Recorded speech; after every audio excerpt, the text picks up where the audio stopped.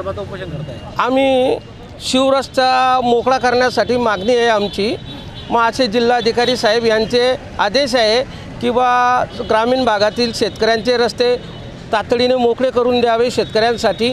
त्यासाठी माझ्या गावाचा जो रस्ता आहे कांग नदी आपला लोणी ते पिंपरी शिवरस्ता आहे, मधल्या भागापासून कांग नदी ते हिंगण्या रस्त्यापर्यंत 4 किलोमीटरचं अंतर आहे।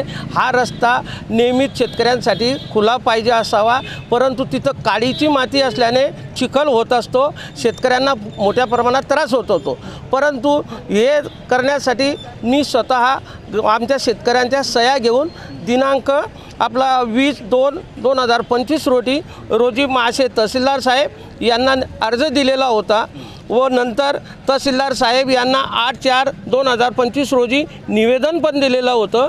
तरी देखील तहसीलदार साहेबांनी यांच्याकडून आमच्या अर्जाचं व निवेदनाचा दखल घेतलेली नाही। तर मग असे तहसीलदार साहेब यांना एवढीच विनंती आहे की आमचा शेतकऱ्याचा 33 फुटाचा रस्ता जो आहे शिवरस्ता हा लवकरात लवकर मोकळा करून द्यावा, एवढी शेतकऱ्यांमार्फत व माझ्यामार्फत विनंती करण्यात येते। हा शिवरस्ता नसल्याने किती शेतकऱ्यांना अडचणी येत आहेत, काय अडचणी येत आहेत?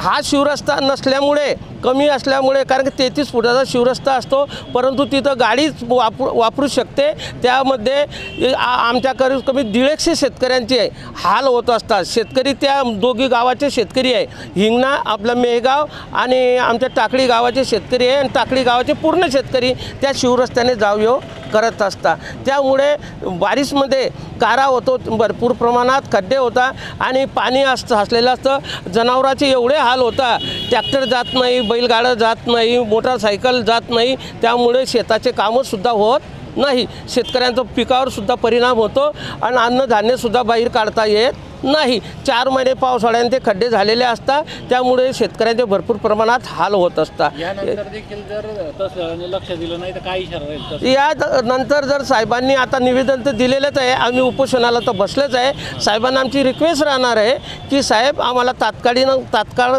हा रस्ता मोकळा करून द्यावा, आणि जर मोकळा न झाल्यास मग पुढचं पाऊल आम्ही कसं उचलायचं ते आम्ही ठरवू बस।